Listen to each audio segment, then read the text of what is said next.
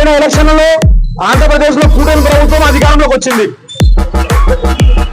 భారతదేశంలో బీజేపీ పట్ల ముస్లింలలో, క్రైస్తవులలో, దళితులలో, అణగారిన వర్గాలలో ఒక భయమైన వాతావరణం ఉంది. వీళ్ళు వస్తే మమ్మల్ని ఎక్కడగా ఇబ్బందులు గురి చేస్తామని.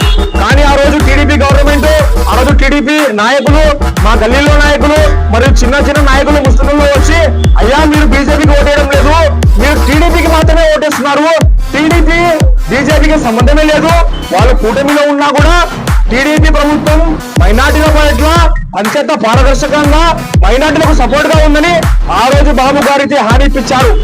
ఈ రోజు అదే మైనార్టీ నాయకులకు నేను అడుగుతున్నాను, మీరు రండి, ఇప్పుడు బయటకు వచ్చి మీరు వ్యతిరేకించే సమయం ఆసనమైంది. చంద్రబాబు గారితో మాట్లాడండి, మినిస్టర్ ఫారూక్ గారితో మాట్లాడండి.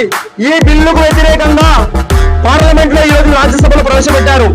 ఈ రేపు తర్వాత లోక్సభలో కూడా ప్రవేశపెడతారు. లోక్సభలో బీజేపీకి మెజారిటీ లేదు. బీజేపీ ఏ బిల్లు అయినా పాస్ చేయాలంటే ఒకటి టీడీపీ గవర్నమెంట్, టీడీపీ ఎంపీలు మరి బీహార్ లోనే జేడీయూ ఎంపీలు ఓట్లు వేయాలి. నేను ఇక్కడ మైనార్టీ నాయకులు ప్రశ్నిస్తున్నాను, రండి బాబు గారిని కలవండి, ఈ బిల్లుకు వ్యతిరేకంగా ఓట్లు వేయండి, లోక్సభలో మీ నిజాయితీని నిరూపించుకోండి.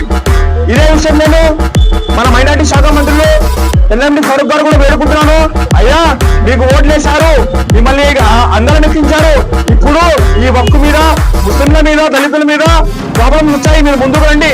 మన గౌరవనీయ సీఎం చంద్రబాబు నాయుడుతో మాట్లాడి ఈ బిల్లుకు వ్యతిరేకంగా ప్రతి ఒక్క టీడీపీ ఎంపీ ఓటు వేయాలి.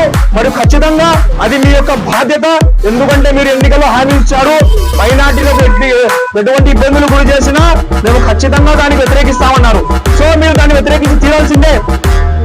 దాని తర్వాత ఈ వక్ఫ్ అమెండ్మెంట్